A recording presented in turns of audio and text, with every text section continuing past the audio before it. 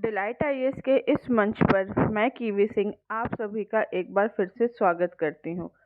आज इस वीडियो में हम टॉप 1000 सीरीज़ में पार्ट 6 करने वाले हैं। जो ये 69 बीपीएससी के लिए जो ये सीरीज़ चल रही है उसमें ऑलरेडी 5 पार्ट आ चुके हैं हिस्ट्री के, जिसमें 2 एंशियंट इंडिया के, 2 मिडिवल के और अब 2 मॉडर्न इंडिया के आ चुके हैं। और जो ये टॉपिक है ये भी मॉडर्न इंडिया से रिलेटेड है। ठीक है, तो आप सारे वीडियोस जाके देख सकते हैं। बहुत ही सिलेक्टिव क्वेश्चन इसमें लिए गए हैं जो आने वाले आपके प्री में बहुत हेल्पफुल रहेंगे। तो चलिए शुरू करते हैं आज का वीडियो और देखते हैं सबसे पहला क्वेश्चन।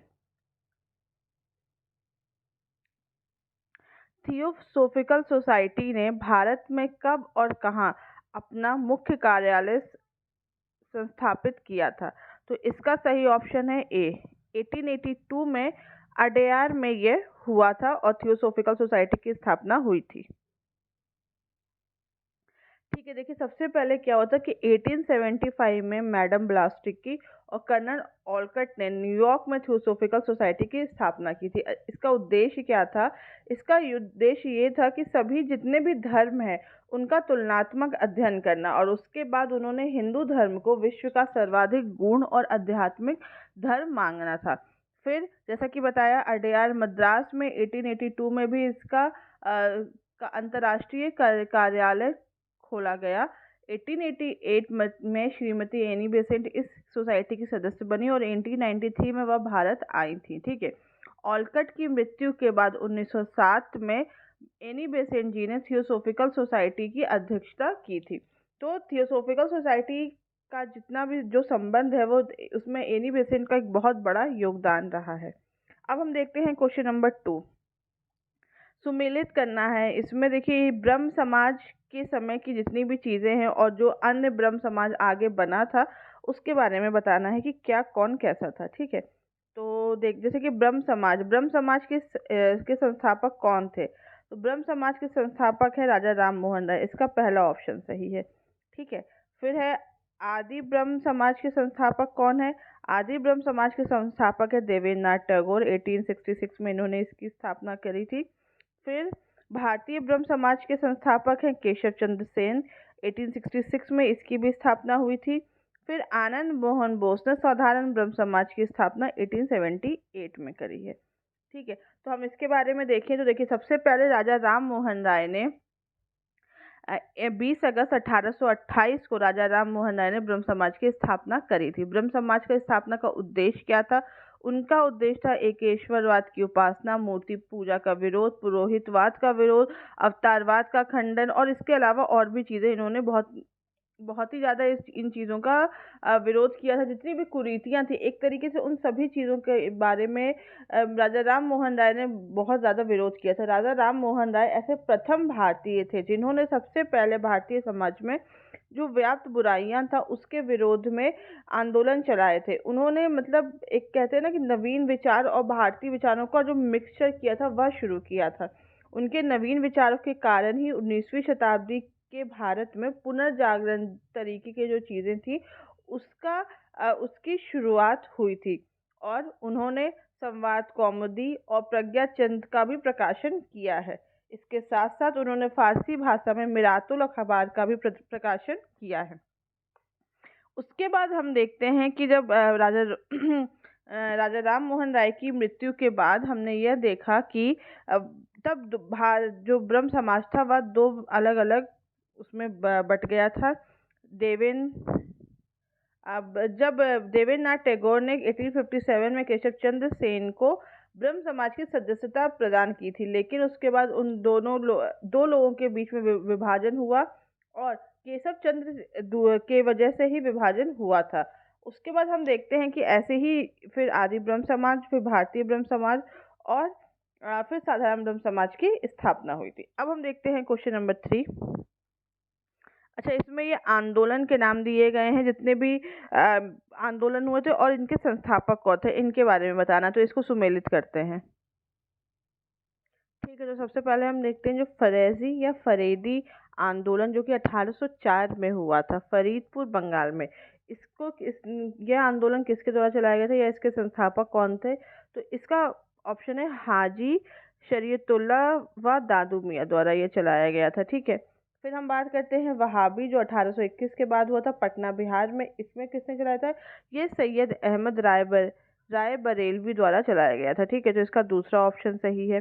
फिर है हम बात करते हैं जो दार उल उम 1867 में जो देवबंद उत्तर प्रदेश में चलाया गया था, यह किसके द्वारा चलाया गया था? तो यह महमूद कासिम ननौतवी व रशीद अहमद गंगहो ने 1867 में चलाया था। ठीक है, और इसमें जो था इस्लामी मदरसे की स्थापना की गई थी, जिसमें कुरान व हदीस की जो शुद्ध शिक्षा देने का प्रयास किया गया था। ठीक है, और फिर चौथा है अलीगढ़ आंदोलन या अलीगढ़ के बारे में जितने भी थे, तो ये सर सैयद अहमद खान से संबंधित है।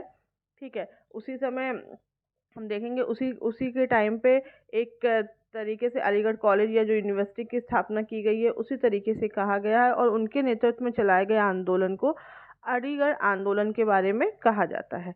अब हम देखते हैं क्वेश्चन नंबर 4। यह अकाली आंदोलन से संबंधित घटनाएं ये कब कहाँ हुई हैं, इसके बारे में बताते हैं। ठीक है, और किस वर्ष में हुई हैं। जैसे इसका हम मिलाएंगे तो जैसे पहला ऑप्शन है ननकाना कांड 1921 में हुआ है। ठीक है, और फिर हम देखते हैं स्वर्ण मंदिर में तोप खानों को लेके जो चाबी को लेके जो विवाद था वह कब हुआ है, वह भी हम 1921 में मिलता है। फिर ढोके वाले के गुरुद्वारा द्वारा जो संघर्ष था वह कब हुआ है, वह हमें 1922 में देखने को मिलता है। और जैतू नारभा या मोर्चा कब हुआ था, तो वह 1923 में देखने को मिलता है। अब हम देखते हैं क्वेश्चन नंबर 5। इसमें ये अधिनियम दिए गए हैं, उनके अकॉर्डिंग हमें बताना है कि किसकी स्थापना कब की गई है। ठीक है, तो विधवा पुनर्विवाह अधिनियम और बाकी जितने भी एक्ट दिए गए हैं और किसने महत्वपूर्ण भूमिका निभाई है, इसके बारे में हमें बताना है। तो हम देखेंगे जैसे विधवा पुनर्विवाह अधिनियम 1856, इसमें सबसे महत्वपूर्ण भूमिका ईश्वर चंद्र विद्यासागर ने निभाई थी। ईश्वर चंद्र विद्यासागर ने विधवाओं, जैसे हमारे हिंदू धर्म में विधवाओं का पुनर्विवाह वर्जित है और उनके साथ एक अच्छा व्यवहार नहीं किया जाता था, उन्होंने इस सभी को इनका मना किया और इसके साथ साथ उन्होंने इसके लिए एक अधिनियम पारित करवाया था बहुत प्रयास करके, और इस सामाजिक की जो कुरीति थी उसको नष्ट करने का प्रयास किया। फिर हम देखते हैं सिविल मैरिज एक्ट, यह 1872 में आया। इसमें मुख्य भूमिका केशव चंद्र सेन की रही है। और इसके साथ फिर जो तीसरा है सम्मति आयु अधिनियम, इसमें B.M. मालबरी की मुख्य भूमिका रही है। और बाल विवाह निरोधक अधिनियम, इसमें हरविलास सारदा द्वारा ये अपनाया गया है। ठीक है, इसमें इन्होंने जितनी भी कुरीतियां थी उस समय की भारत में, जितने भी कुरीतियां थी उन सभी को जितने भी एक्ट के द्वारा हटाया गया वह इसमें दिया गया है। अब हम देखते हैं क्वेश्चन नंबर 6। निम्नलिखित में किसकी स्थापना ज्योतिबा फूले ने की है? तो ज्योतिबा फूले ने सत्यशोधक समाज की स्थापना ज्योतिबा फूले द्वारा हुई है। इनका जो सत्यशोधक समाज का उद्देश्य क्या था? ब्राह्मणवाद का विरोध करना और निम्न जातियों को शिक्षित करके उसका उत्थान करना। ठीक है, इसकी स्थापना 24 सितंबर 1973 में की गई थी। यह आंदोलन दलितों और निम्न जातियों के कल्याण के लिए चलाया गया था। इसके अलावा इन्होंने अपनी जो पुस्तक लिखी उसमें गुलामगिरी सार्वजनिक सत्य धर्म पुस्तक, यह पुस्तकें लिखी हैं और इसमें उन्होंने निम्न जातियों को ब्राह्मणी जो पाखंडी ब्राह्मण है और उनके द्वारा जो धर्म से सुरक्षा दिलाने और उनके द्वारा जितनी भी प्रक्रियाएं चलाई गई थी उन सभी से बचने के लिए जो भी चीज़ें थी वह सब उन्होंने उस पर जोर दिया है। अब हम देखते हैं क्वेश्चन नंबर 7। निम्नलिखित युग्मों में से कौन सा सही है? ठीक है, इसमें देखिए आंदोलन दिए गए हैं और कौन से इसमें सम्मिलित उससे संबंधित व्यक्ति कौन है इसके बारे में बताना है। तो चलिए शुरू करते हैं। इसमें हम देखेंगे कि इसमें हमें यह बताना है कि कौन से व्यक्ति सही है और इसमें कौन सा ऑप्शन सही मिला है। चंपारण सत्याग्रह महात्मा गांधी से संबंधित है और खेड़ा सत्याग्रह वल्लभ भाई पटेल से। चंपारण सत्याग्रह के बारे में ये कहा जाता है कि यह एक ऐसा पहला आंदोलन था जिसमें महात्मा गांधी द्वारा भारतीय राजनीति में एक तरीके से पूरा प्रवेश हुआ है। चंपारण सत्याग्रह के समय पहली बार गांधी जी ने भारत में सत्याग्रह करने की धमकी दी थी और इसके समय ही रविन्द्रनाथ टैगोर ने गांधी जी को पहली बार महात्मा कहा था। और कब हुआ था? चंपारण सत्याग्रह 1917 में हुआ था। और खेड़ा सत्याग्रह खेड़ा सत्याग्रह 1918 में हुआ था। यह भारत में गांधी जी द्वारा चलाया गया पहला वास्तविक किसान सत्याग्रह था और इस समय ही वल्लभ भाई पटेल जो थे वह गांधी जी से मिले थे और उनके बीच में जितने भी जो बाकी फिर वह भारतीय स्वतंत्रता संग्राम में उन्होंने अपना योगदान दिया है। अब हम देखते हैं क्वेश्चन नंबर 8। इसमें हमें जितने विद्रोह हुए हैं और उनसे जुड़े हुए जो क्षेत्र हैं उसके बारे में बताना है। तो चलिए शुरू करते हैं। इसका ऑप्शन जो पहले वाले क्वेश्चन का ऑप्शन सही है सी, पहला और तीसरा ये सही है। ठीक है, अब हम लोग क्वेश्चन नंबर 8 देखते हैं। तो हम देखते हैं तो इसमें सबसे पहला आता है मोपला विद्रोह। मोपला विद्रोह के बारे में जानते हैं, इससे संबंधित क्षेत्र केरल। ठीक है, केरल से रिलेटेड हम देखेंगे जो जितनी भी चीज़ें मोपला विद्रोह का जो भी था वह केरल से संबंधित था। केरल के क्षेत्र में मोपला विद्रोह शुरू हुआ था। यह विद्रोह केरल के मालाबार क्षेत्र में काश्तकारों का जमींदारों के विरोध था। ठीक है, और इसका समर्थन खिलाफत आंदोलन के जो नेता थे उस समय शौकत अली, गांधी जी और मौलाना अब्दुल कमाल आज़ाद ने किया था। और कब हुआ था? यह 1921 में हुआ था। अब हम लोग देखते हैं जो नेक्स्ट है वो है पावना विद्रोह। पावना विद्रोह के बारे में जानते हैं, ये कहाँ का है? ये बंगाल का है। कहाँ का है? बंगाल का। ठीक है, तो 3 यहाँ पे आएगा। बंगाल से संबंधित इसके जो क्षेत्र है वह बंगाल है। पावना विद्रोह के जो कृषक आंदोलन था, यह भी कृषक आंदोलन था। यह इसके विद्रोह के जो प्रमुख नेता थे वह ईशान चंद्र राय और शंभूपाल थे। पावना आंदोलन का समर्थन उस समय बंकिम चंद्र चट्टोपाध्याय, आरसी दत्त ने किया था और इसका समर्थन गवर्नर कैंपबेल ने भी किया था। और ये कब हुआ था? ये 1873 से 76 के बीच में हुआ था। अब हम लोग देखते हैं जो नेक्स्ट है एका आंदोलन। एका आंदोलन किससे संबंधित है ये देखते हैं। तो एका आंदोलन का ऑप्शन है 4। ठीक है, अवध से संबंधित जो क्षेत्र है वहाँ पे एका आंदोलन है। ठीक है, एका आंदोलन 1921-22 के दौरान अवध के किसानों ने हरदोई, बहराइच, सुल्तानपुर, बाराबंकी और सीतापुर के क्षेत्र में शुरू किया था और इसके जो प्रमुख नेता थे वह मदुरा पासी और सहरेब थे। ये जो भी थे ये निम्न जाति के किसान थे और ये आंदोलन जो मुख्यतः पासी और यादवों द्वारा चलाए गए थे और इसका मुख्य कारण लगान से 50% अधिक वसूल करना और गैर कानूनी रूप से जो किसानों को खेती से बेदखल किया जा रहा था उसके लिए था। अब है नेक्स्ट जो है वह है बिरसा मुंडा आंदोलन। यह किस क्षेत्र से संबंधित है? तो ये इसका ऑप्शन है 2। ठीक है, उस समय जो बिरसा मुंडा आंदोलन था ये 1893 में 1900 के बीच में हुआ था। इसके जो ये प्रमुख ये आदिवासी आंदोलन था। जितने मैंने अभी आपको आंदोलन बताया वह किसान से संबंधित थे, लेकिन जो ये बिरसा मुंडा आंदोलन है वह एक आदिवासी आंदोलन था और इसकी जो पारंपरिक भूमि व्यवस्था थी खूटकंटी या मुंडारी, इसके जो विरोध में इसको बदलने के जो विरोध में यह शुरू हुई थी क्योंकि लोग इसको बदलना चाह रहे हैं और बाद में यह धार्मिक राजनीतिक आंदोलन का रूप ले लिया था। इसमें बिरसा मुंडा बहुत प्रमुख नेता थे और उन्होंने पूरी तरीके से इस आंदोलन को चलाया था और उनकी मृत्यु के बाद हम देखते हैं कि इस आंदोलन का प्रभाव कम हो गया था। अब देखते हैं क्वेश्चन नंबर 9। B.R. अम्बेडकर के संदर्भ में निम्नलिखित में से क्या सही है? ठीक है, जैसे 4 ऑप्शन दिए गए हैं, इसमें से कौन सा ऑप्शन सही है? तो इसमें हम देखेंगे, इसमें जो सी ऑप्शन है 1, 2, 3 और 4 यानी कि जो चारों ऑप्शन सही हैं वो सही है।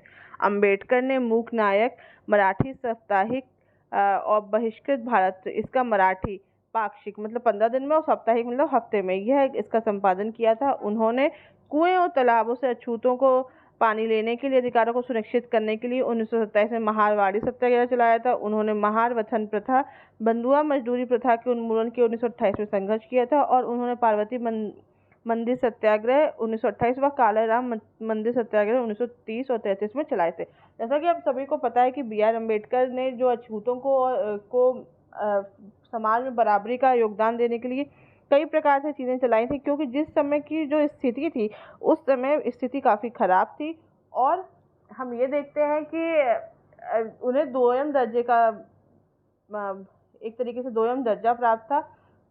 B.R. अम्बेडकर ने उनको बराबरी का अधिकार के लिए काफ़ी चीज़ें चलाई थी, जो कुरीतियाँ थी उनको नष्ट करने का काफ़ी ज़्यादा प्रयास किया था।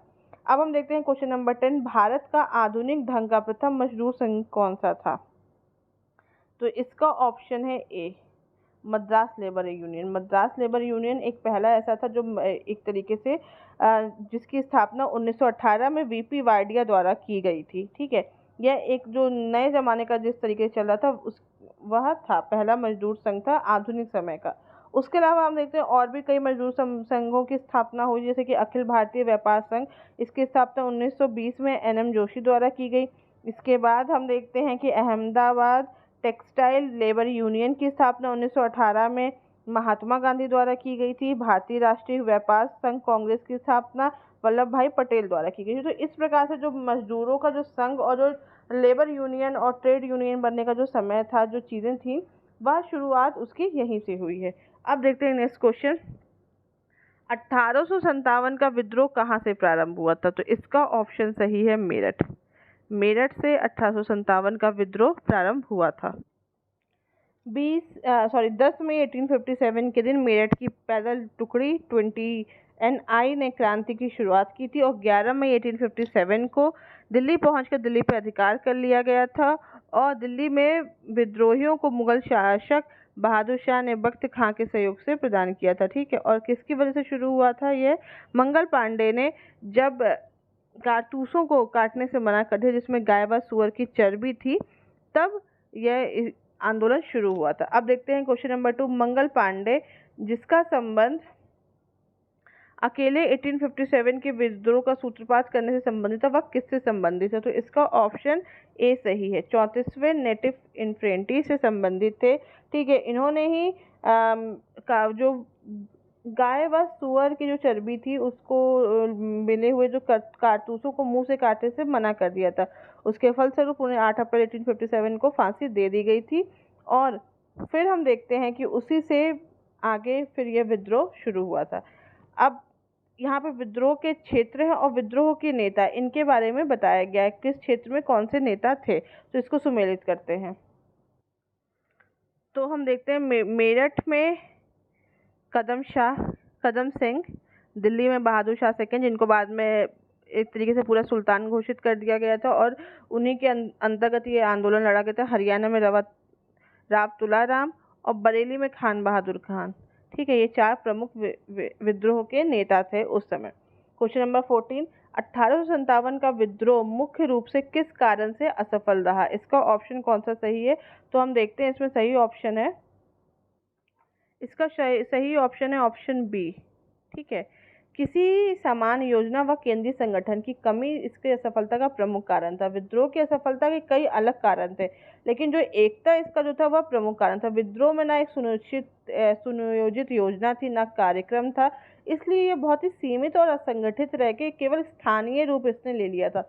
इसका जो स्वरूप था वह काफी सामंतीय था, केवल बहुत मिले लोगों, कुछ लोगों ने ही इसका सहयोग किया था और कई बड़े राजाओं ने तो इसका विद्रोह का नेतृत्व किया था, लेकिन कई जगह हम यह देखते हैं कि कई लोगों ने इसके प्रति कोई जिम्मेदारी नहीं निभाई थी और काफ़ी दूर रहे थे इससे। इसका प्रभाव काफ़ी सीमित था और इसके साथ साथ यहाँ पर जो जितनी भी चीज़ें थी ना, उनकी जो विद्रोही एकजुट हुए थे उनके पास राजनीतिक दृष्टि नहीं थी। उन्होंने भविष्य की योजना के विरोध कोई बारे में कुछ नहीं सोचा था और सिर्फ विद्रोह करने के लिए ऐसा किया था।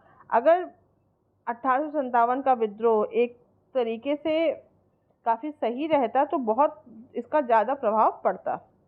देखते हैं क्वेश्चन नंबर 15। 1857 की विद्रोह के समय भारत का गवर्नर जनरल कौन था? तो इसका ऑप्शन सही है, इसका ऑप्शन सी सही है। लॉर्ड कैनिंग के समय लॉर्ड कैनिंग ही उस समय भारत के गवर्नर जनरल थे जिस समय 1857 का विद्रोह हुआ था।